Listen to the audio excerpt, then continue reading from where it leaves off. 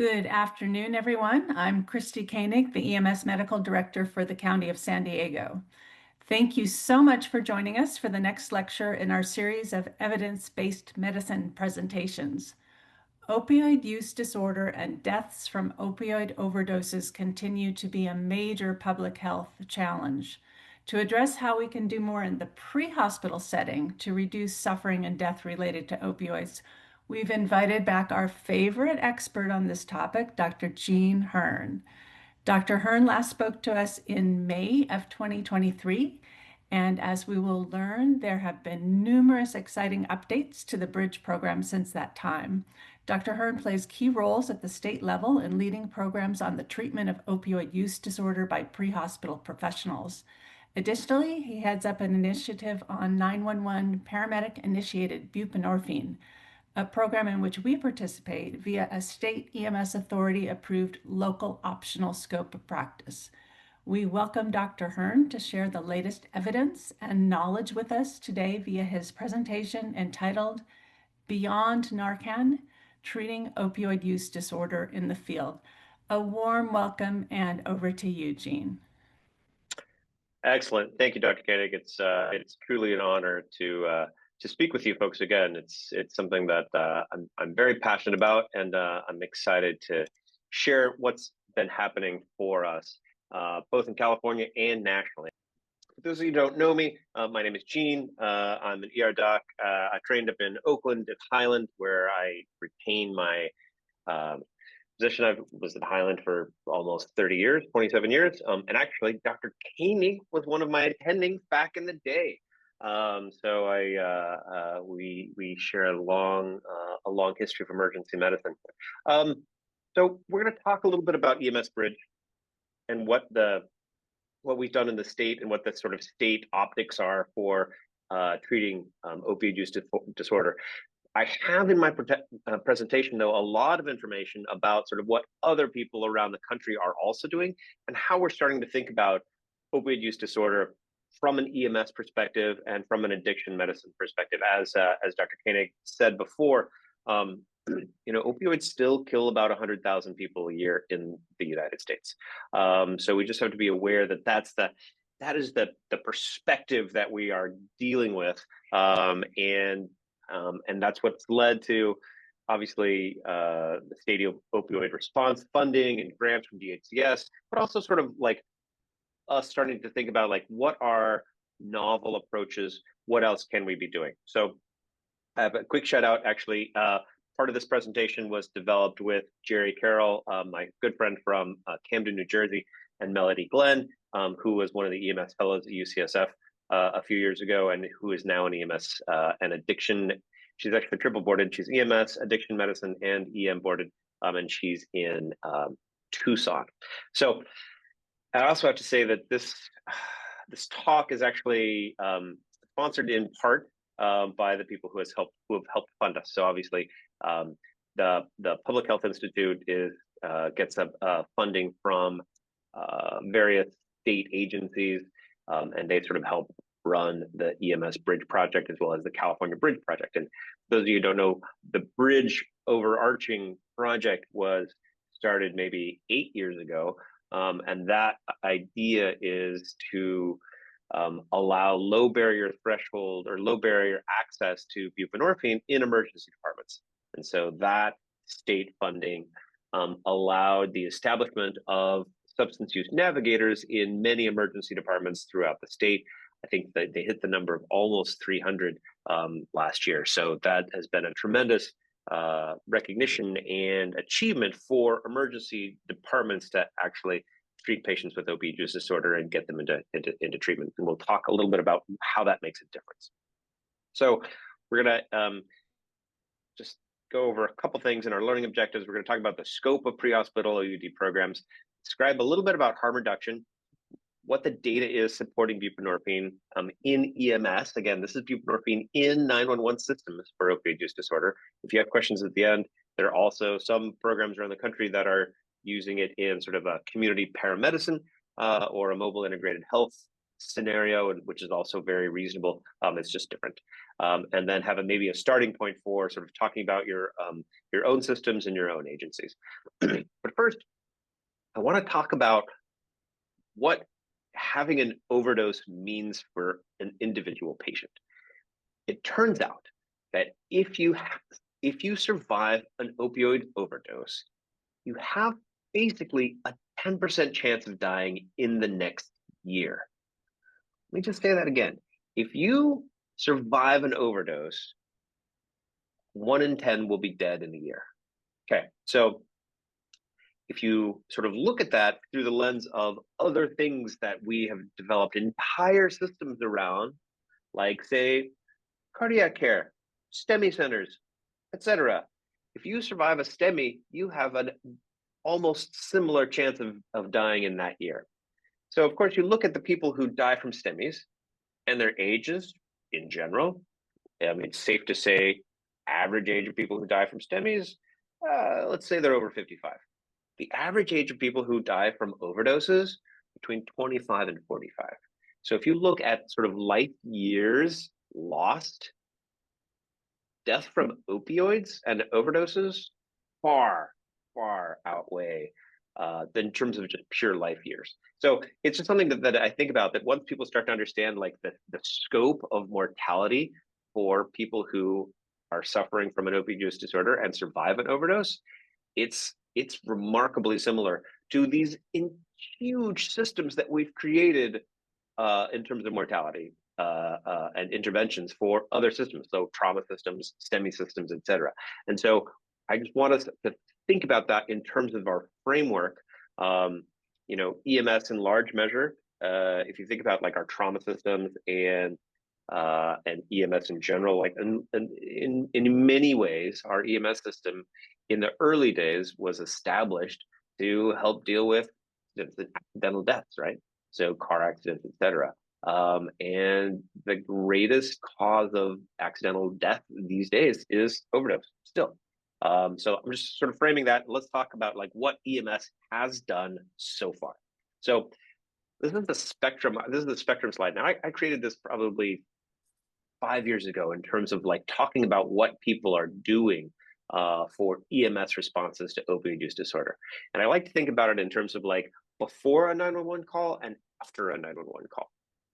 So if you think about before a 911 call, EMS providers could screen patients, they could distribute resources, they could like show or tell patients how to do like safe drug drops for grandma's Percocet that they found after she died, and she's got a boatload of Percocet in her medicine cabinet. Like how do those drugs get disposed of safely?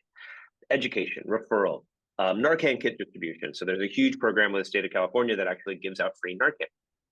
And you can, as an agency, sign up to get literally a pallet of Narcan delivered to your door, and then you can give it out for free. And it's remarkable that not every agency literally has like a pallet of Narcan. Literally, if you ask for less than 1,000 doses, I think they come in boxes of 12. So I think 1,000 divided by 8, you can literally ask for 996 doses of Narcan, and they will give it to you almost automatically. And I think if you Google like state of California naloxone distribution program, I think it's called the NDP. You can fill out a form and literally within an hour or two submit it and get a pallet of Narcan delivered. So those are the things that happened before a 911 response. Then the overdose occurrence, which is classically like how we think of EMS, right? Like you call, we haul, that's our deal. That's our gig. And then of course, there's like all the things that could happen afterwards. And so this is like combing through all the literature and talking to various programs. And this is the things that are already happening in and around the country. So you could create what's called an overdose receiving center. You could do a warm handoff to public health after 911, like give public health the data for these patients. You could have a mobile integrated team do a home visit the next day.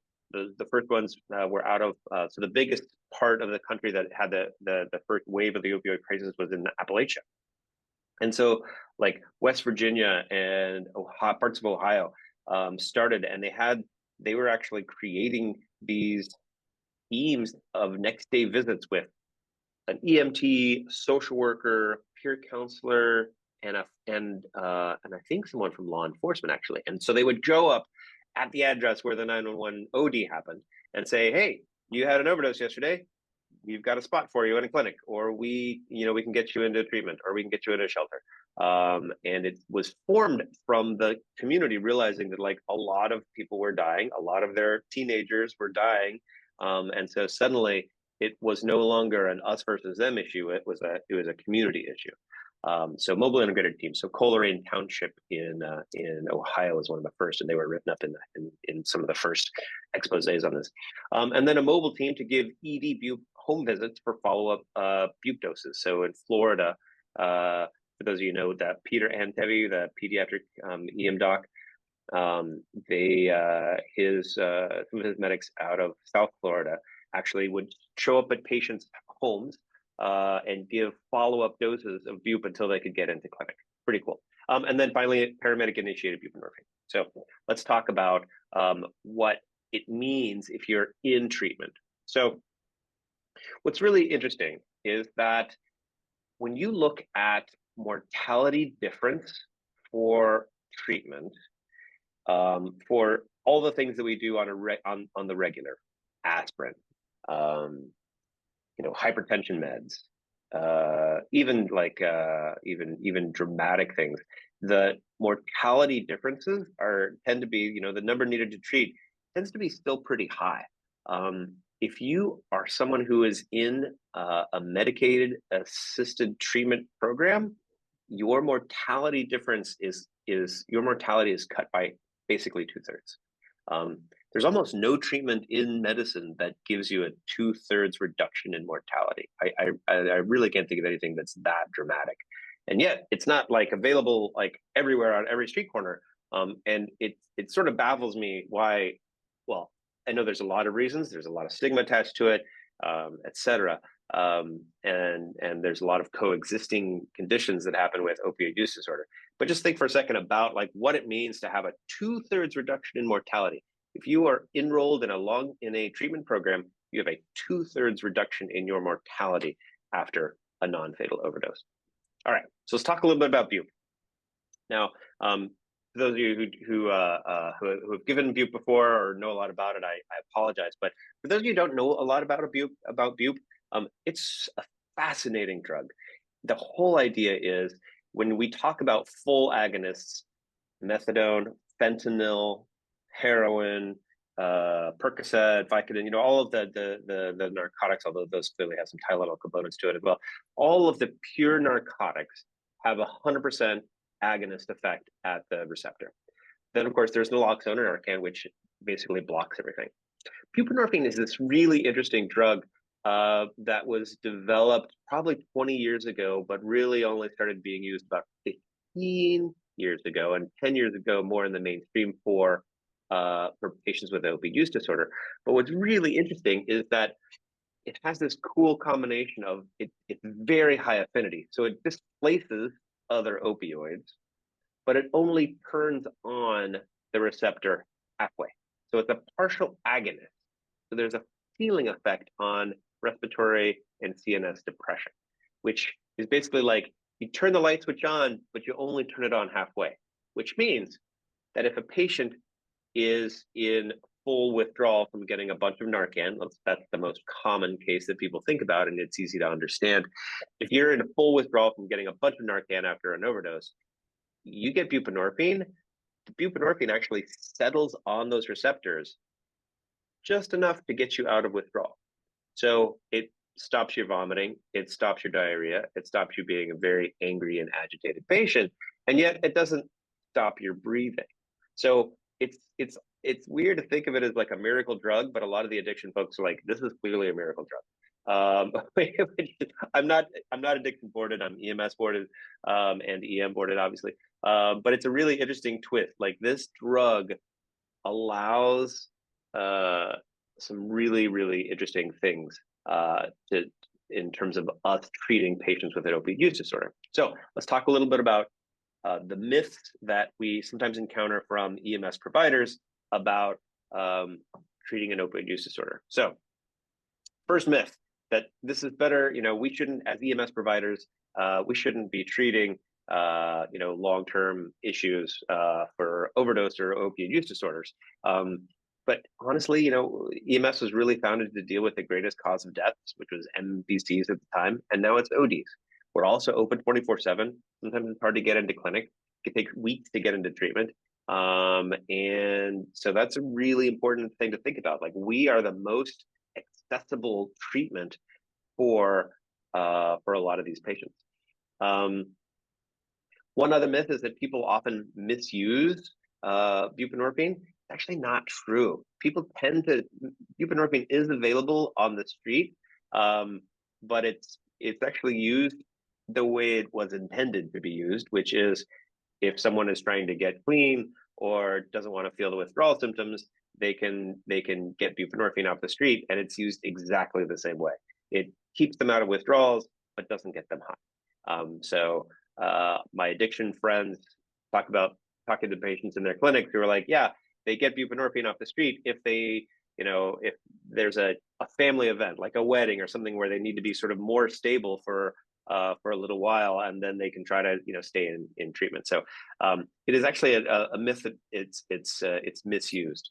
The other thing is that it's easy to overdose on buprenorphine. It really isn't. It's very, very difficult to overdose on buprenorphine.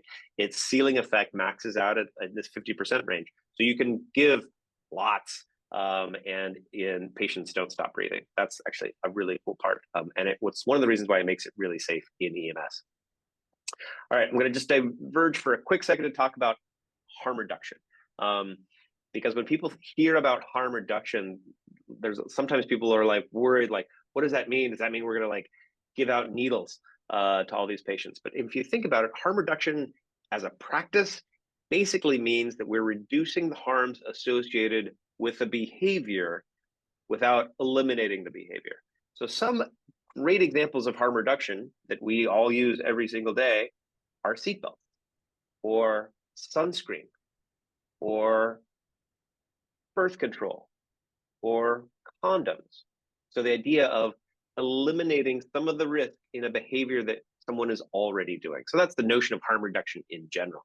And so then you can apply that to patients who use drugs, and in which case we are basically like decreasing the harm of, or the risk of them dying while they get to a point where they can get into treatment. And that's the way that the harm reduction folks talk about things, that it is really like linking them into treatment, but meanwhile trying to prevent them from dying and trying to prevent those harms. So that's the notion of harm reduction.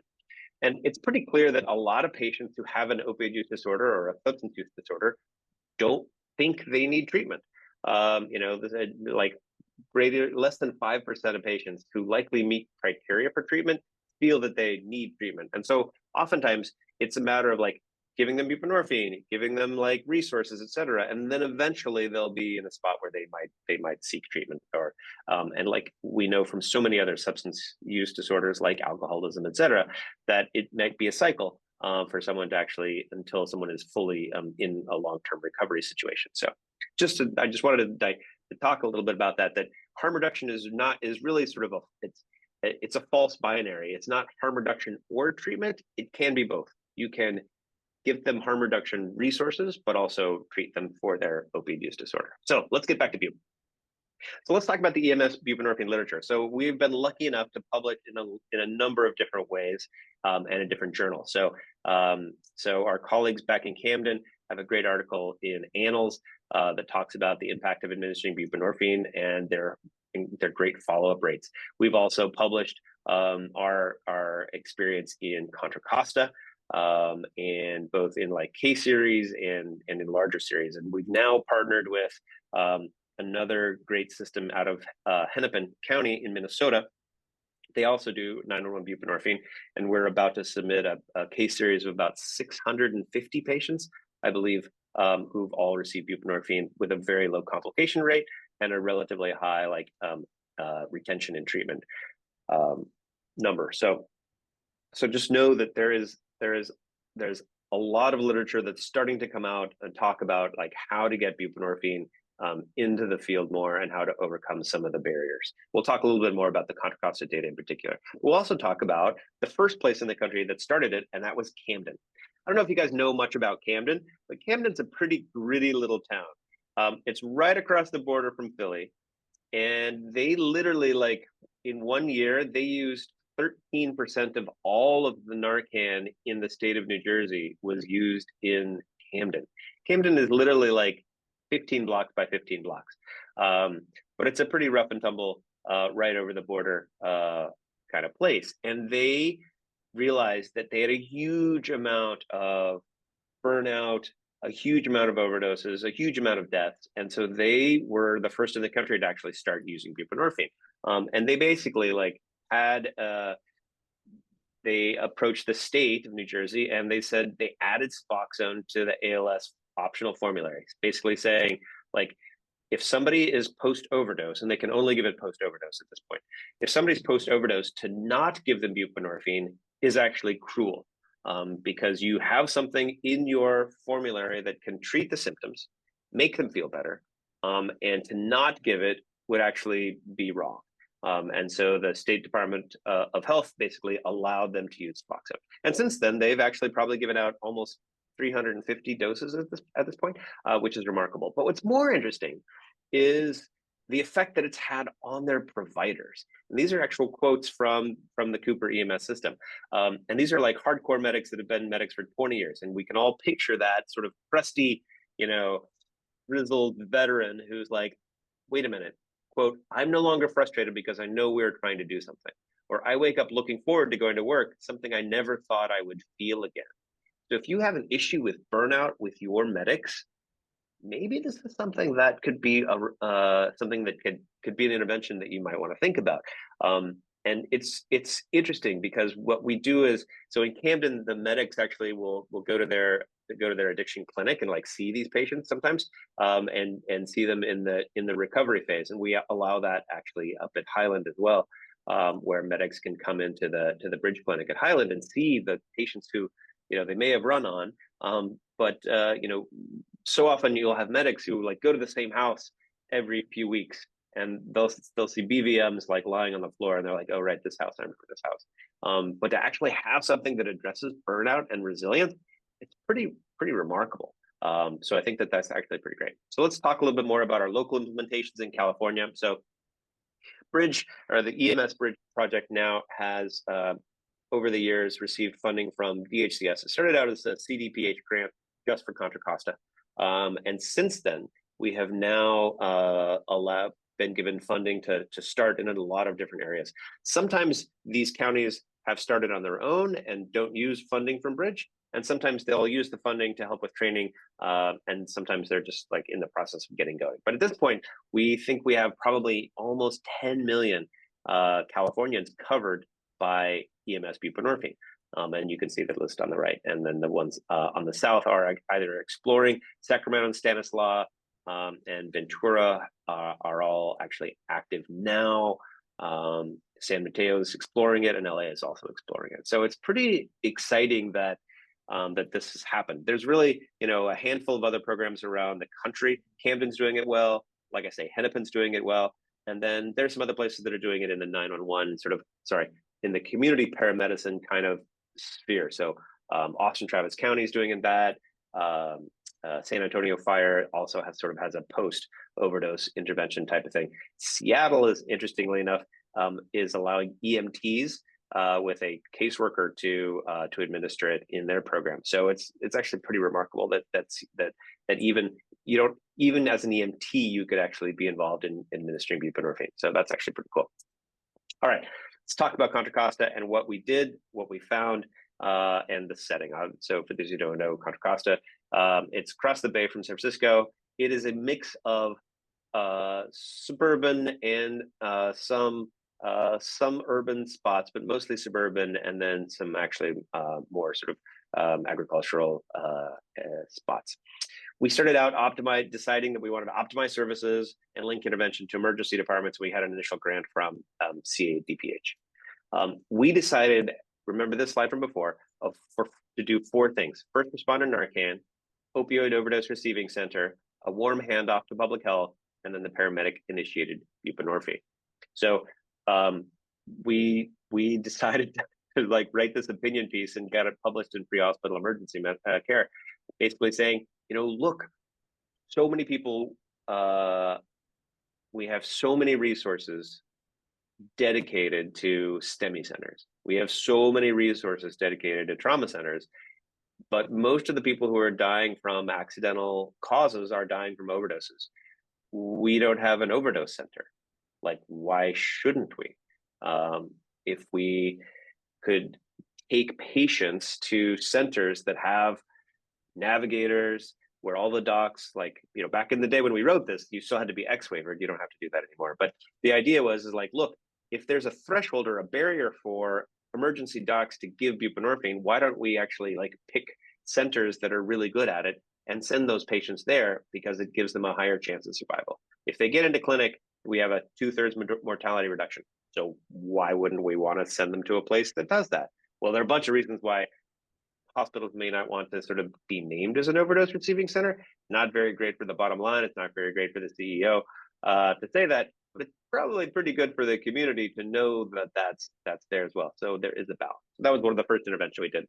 The next thing, so this is the navigator, the clinical champion starts the treatment immediately in the ED. The navigator provides education and linkage, and then the patient gets evidence-based care. The second thing we did was the naloxone distribution project. Again, it was modeled after Project Friend in San Francisco. 911 paramedics can literally give Narcan to anybody in the community. There's no PCR involved. You basically can just say, Jim on the street corner asked for Narcan, and I gave it. And that's all you need in terms of your documentation. I think we have, in contrast, we have them fill out little 3x5 cards with very minimal information, and that's it. The third was paramedic initiated buprenorphine. And these are the papers that we've published on so far, and I'll give you some more of that data towards the end. The idea is, of course, that in Camden, it was started for just overdose, post-overdose responses. So the patient has to be in withdrawal. When the patient is in withdrawal, you can give them buprenorphine. Now, in Camden, you can only do it post-naloxone. We decided, and I guess it made us the first place in the country to do it, that why can't patients who have just not used in a while and are in withdrawal from abstinence, why wouldn't they be good candidates as well? So we actually added abstinence withdrawal as a category. We didn't know what that was going to look like in terms of percentages, because again, Camden is all naloxone precipitated withdrawal. It turns out, and this is actually matched in San Francisco and in Hennepin in Minnesota, that basically 2/3 of patients who get buprenorphine get it in a pure abstinence withdrawal state. So it's not because they're post-naloxone, it's just that they are withdrawing and they called 911 for some other reason. And the medics recognize that they're in withdrawal. So they're nausea, vomiting, or they have abdominal pain. And they're like, yeah, I feel terrible, I'm kicking. Or the medics are astute enough to say, hey, could you be withdrawing from drugs right now? They're like, yes, I am. They're like, oh, well, we can give buprenorphine to make you feel better. And so 2/3 of the patients who entered into our program actually did this through abstinence. It's a pretty straightforward algorithm. Initially, we started with an expert MD available by phone, but that we've since dropped that in the state of California, and paramedics can give it on their own. So I'm not going to go over the protocol, but I'll stop here for a minute if people want to pull out their phones and pull up the QR code, or you could go to emsbridge.org. That's emsbridge.org and pull up this exact protocol. But basically what you do is you assess for opioid withdrawal, you assess for look for any exclusion criteria. You pull out if you're a medic, you pull out your phone and you can do a QR code and actually it takes you to MD Calc and you can calculate the Calc score. And then you can offer them bup, and that's it. It's a pretty straightforward program, and we can talk about the subtleties if you want at the end. I'm going to leave plenty of time for questions because I'm assuming people have some. So the fourth thing, and this is I think perhaps the secret sauce for our program, it was system integration, and the idea is that the paramedic provides care and then they document it on their PCR. And then First Watch, which is, I'm sure you all know First Watch, I think they're based in Carlsbad. They snoop through the data. Snoop is probably a bad word, but they look through that data that we give them access to, and they apply a trigger and a filter, and then send us emails when we have a potential patient. So the substance use navigator at the county hospital then gets this email from the triggers, and then can use that to access the patient information. So literally, like, it goes off the CAD data. And so I'll get an alert on my phone if somebody's running to a potential overdose. And then if they show up at the county, the navigator already knows that the patient might be coming in. If not, then the navigator can look up the PCR when it gets completed and to see where they landed. And then sometimes they can actually call the navigator at that other hospital. So whether it's a Kaiser hospital or another regional hospital, that works pretty well. And then the sun logs their status.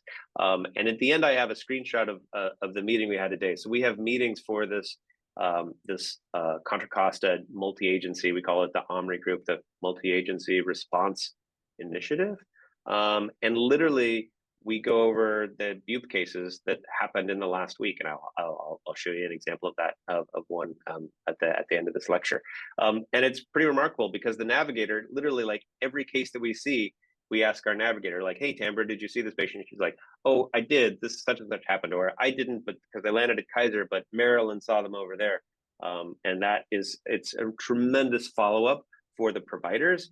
And for the EMS folks who are interested in the project. So it provides a tremendous amount of feedback and follow-up, which in general, as EMS providers, we don't get that very often. Let's be clear. And so to have access and to find out if these patients like got into treatment or if they didn't get into treatment, it's good to have that feedback, which we typically don't get as EMS providers. So I think it's actually pretty remarkable. So we went back and looked at our impact in Contra Costa for the first few years, and so we actually screened over 1,000 potential OUD patients. It turns out a lot of the patients weren't eligible for BUP. So it turns out that a lot of them were still too altered, and it might be because we over the years we've made our we've made our naloxone protocols much more gentle.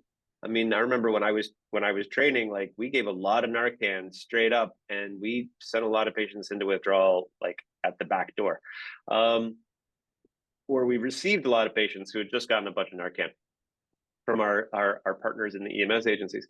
And so we made our protocols a lot more subtle, where it's titrate to respirations and not titrate to alertness. And so a lot of the patients were ineligible because they were still too altered, or they were too sick, or they refused. But so overall, about 6% of patients actually got buprenorphine, and that's just using like the post overdose triggers that we are aware of. Of the demographics, most were white. This is in Contra Costa, which is a predominantly sort of suburban white area, although it has a fair proportion of African Americans. So fair, 51% white, 25% black, some Asians and Latino, and 8% Latinos, predominantly male as well. But then what's also interesting is like the most common primary impressions that our medics used. So obviously overdose and poisoning was about a third. Remember, 2/3 were for non-overdoses, which is brought out in this primary impression. So abdominal pain, body pain, nausea, vomiting, other behavioral. So those are the classic like responses where patients might have other complaints that trigger their 911 call, but they're not actually like in an overdose situation. So that's actually probably an area where we as EMS providers could make more of an intervention by alerting figuring out our systems better, so that like if there's one thing we've thought of is if there's an overdose, or if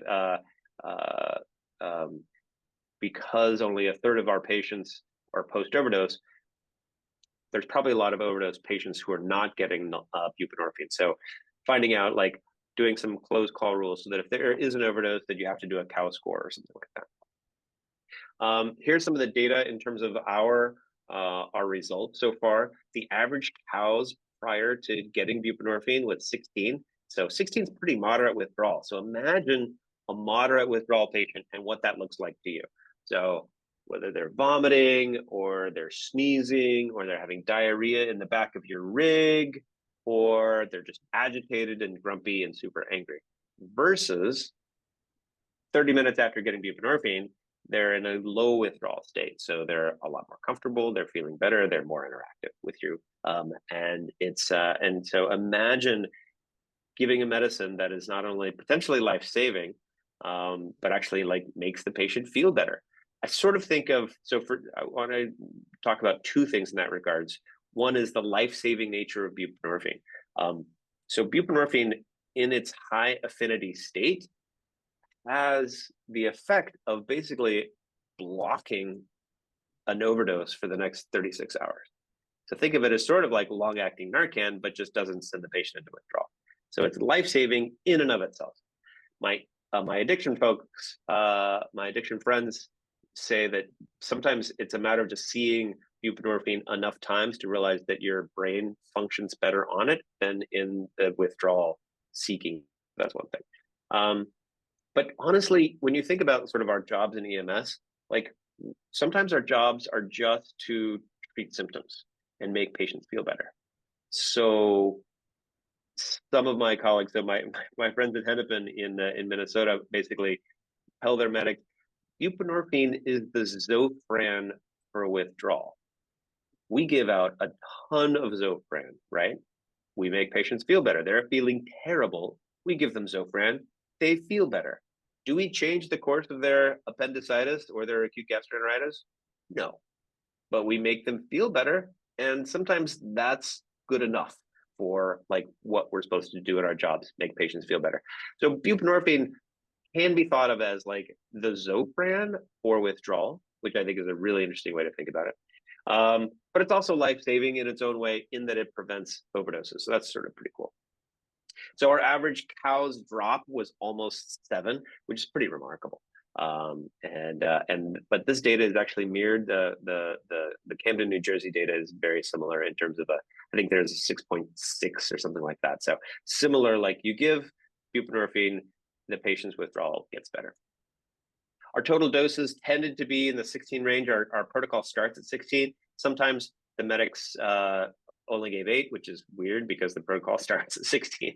And then there's a follow-up 8 of which gets them up to 24. Some patients got 32, so we assume that those medics called base and asked for more.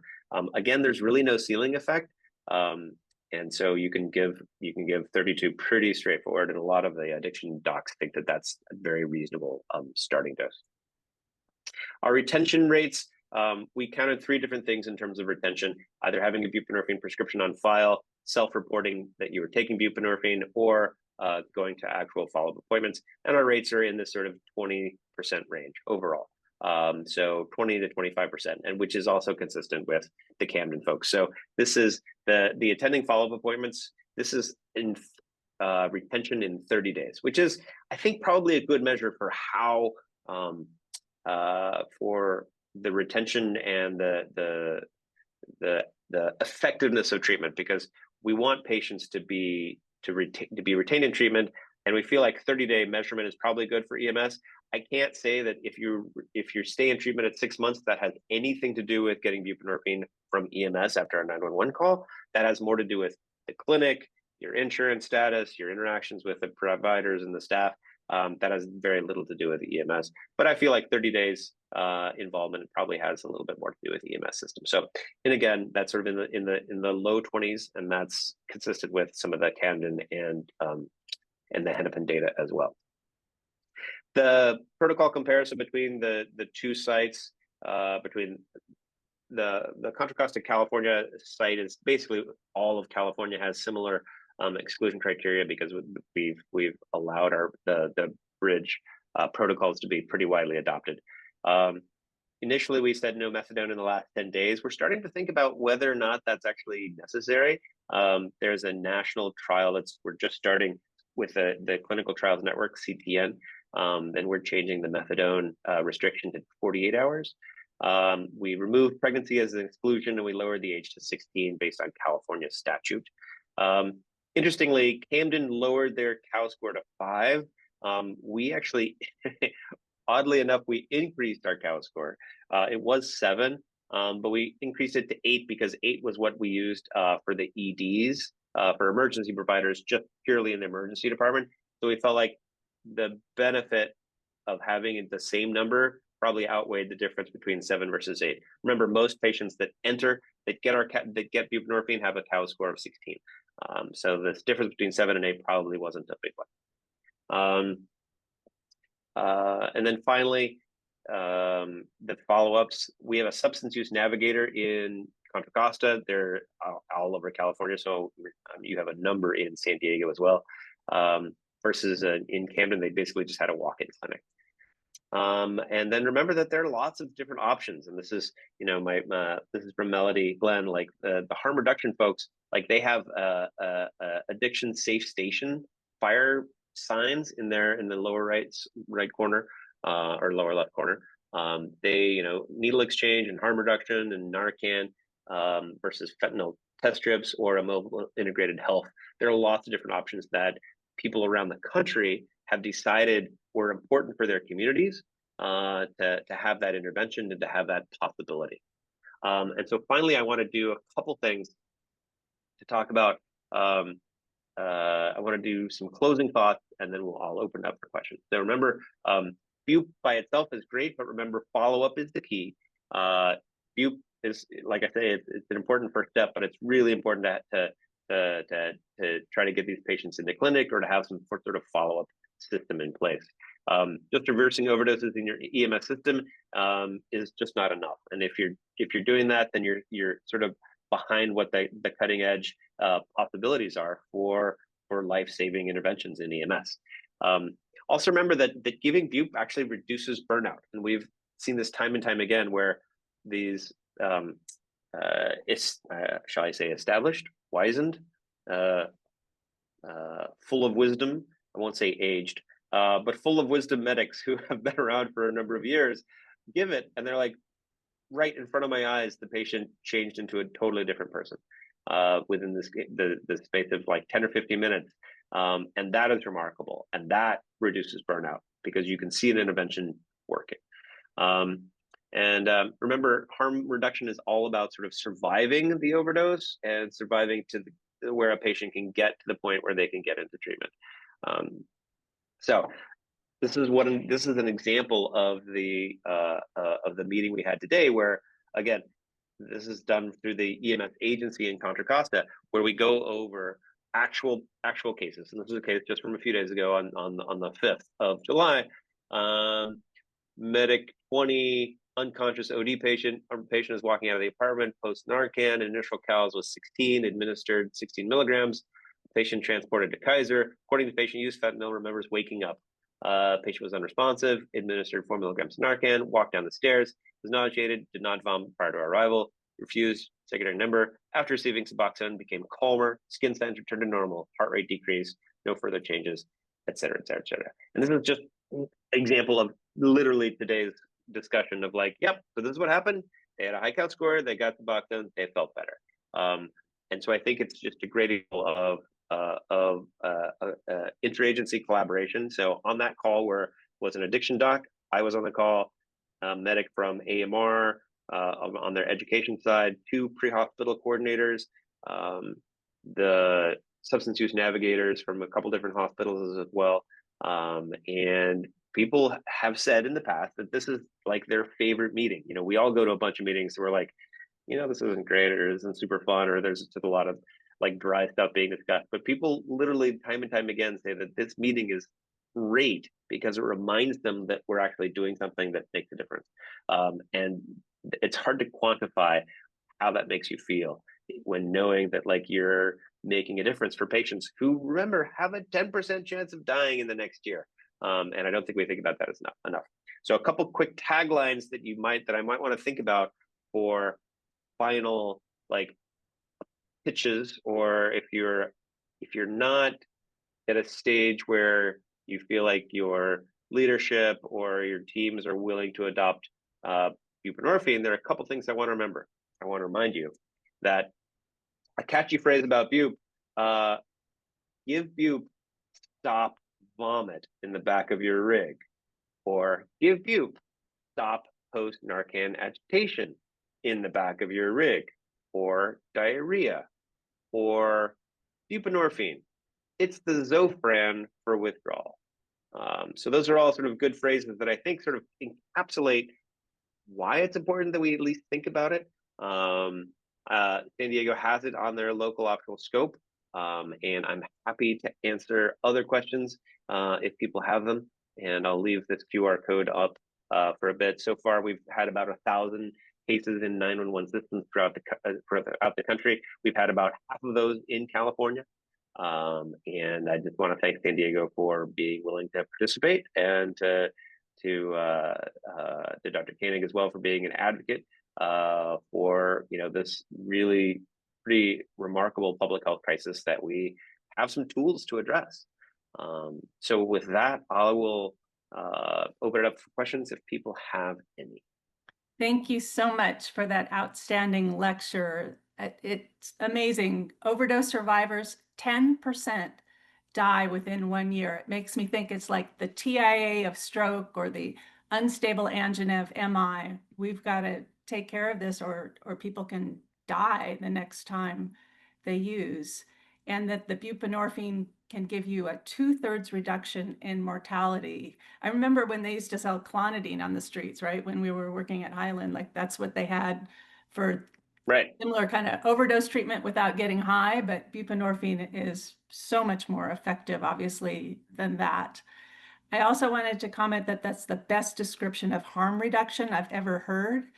People talk a lot about harm reduction, but I haven't heard it described, so thank you for that. And the COWS score discussions are really, really interesting.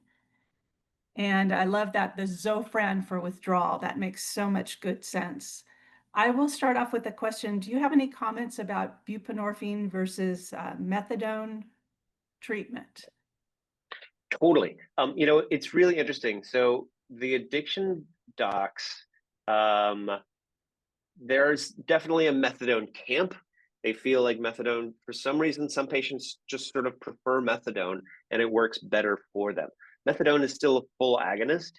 It also requires direct observation when it's given to you. So the methadone clinics historically tended to be in urban settings, where patients would like show up at a clinic at like 6 a.m. and get their dose and then go on for the rest of their day, and that made it a huge barrier.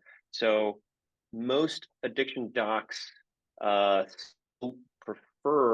buprenorphine for its ease of use. It can be a prescription that you give out. You give them a month's supply. Again, it's hard to overdose and practically impossible. So you can give them a month's supply to go home with. They don't have to like show back up at a clinic in the center of town every single day to get their methadone dose. So typically, most people prefer bup as that's a better process. But there are some patients, and there's still a few docs that feel as though methadone like feels better for them. It's not totally clear why. There is if patients are on methadone, giving bup can be a little problematic because again, it displaces the methadone, so it can make their withdrawal worse. And that's the main cause of sort of precipitated withdrawal, we think, is those patients who have actually been on methadone before. But generally, most people and most addiction docs prefer buprenorphine, and most patients do as well, just because it's so much easier to deal with.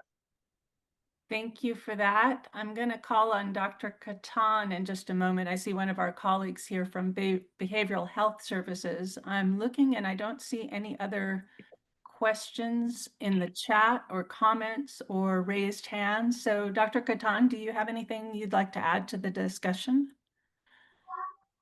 Hi, no, just that it was a pleasure to join. Thank you so much for inviting me, and really was a wonderful talk, and I think very persuasive and right on point. So thank you.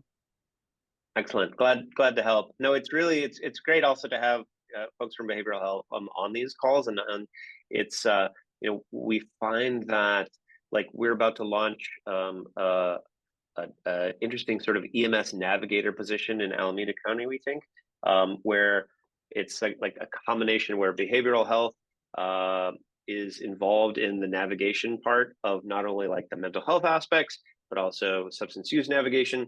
And for so long, what I'm really happy about with this whole project is that like we finally were talking with public health. EMS and public health typically like we're super siloed. For a while, EMS gave out Narcan and public health gave out Narcan in the same county without knowing that the other people were doing it. And so the more we get cross, departmental collaboration, the more we can like be unified in terms of like, okay, here's how this happens, here's how this happens, here's how this happens. So in my ideal world, the next great thing isn't purely buprenorphine, but buprenorphine is a component, but it's literally like an EMS navigator that lives maybe in public health, maybe in behavioral health, maybe in EMS, but can then like refer patients to the various services that they see that the patient needs. And so thank you for coming. That's a great point. And we're very fortunate in the county of San Diego to have strong relationships with public and behavioral health colleagues. Also, we're very fortunate in that we have sons in all of our emergency departments. So what do you think about the overdose center concept in San Diego where we have that infrastructure in place? Yeah, great question. I don't think the overdose center is necessary. Okay, so two things. One is the overdose center was really, we thought about this before every place had a navigator. And while the X waivers were still required, and a lot of ED docs have never given it. To be fair, a lot of ED docs still haven't given it. Mm-hmm. But I think that is moving towards effective sun hospitals is just fine. That being said, the caveat is that we know that of the 300 sun-based hospitals with active suns, we know that probably half are super highly functional. Sometimes the suns are doing double duty as social work, and then they're like, hey, we need a sun as well. And so they may not be as dialed into the process as a dedicated sun that is super high functioning and that does it a lot. So there are highly effective sun-based EDs, and then there are less effective sun-based EDs based on what we know from the California bridge work. So I think if your EDs have active suns that are present in a good system, it's totally the right place. And so you don't need an overdose receiving center. But I think it's worthwhile to think about where your patients would go with the best possible outcomes. That makes a lot of sense. And another thing we've done is we've coordinated a meeting so that all the sons come together periodically from each hospital. So we have a sons meeting. Totally, absolutely. And you know that the so Bridge is doing like virtual, like through their, I think it's through the SOR project funding, like they'll do regional meetings. So if you want some of the Bridge folks to come down and actually have like in-person meetings and in-person trainings for both ED-based stuff and EMS-based stuff, California Bridge can help with that. And I believe there's funding to send them down to do that. Awesome. I'm not seeing any questions or comments in the chat or any raised hands. If I'm missing somebody, please come off mute and just ask your question or make your comment.